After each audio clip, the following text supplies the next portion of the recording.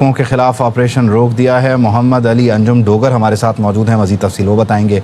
जी अली।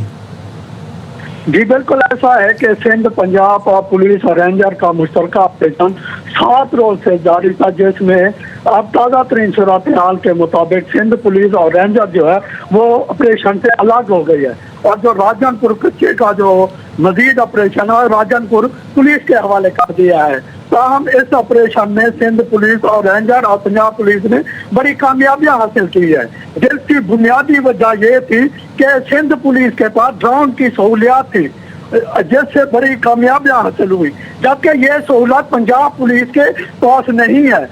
दोबारा Punjab police operation डाकू के खिलाफ जो बाकियात है उनके खिलाफ करना चाहती है, मगर उनके पास ग्राउंड की सहूलत वो चाहती है कि पंजाब हुकूमत उनको मजीद उनकी सहूलत ताकि उनके खिलाफ मजीद ऑपरेशन जारी रखा जा सके। बहुत शुक्रिया मोहम्मद अली डोगर।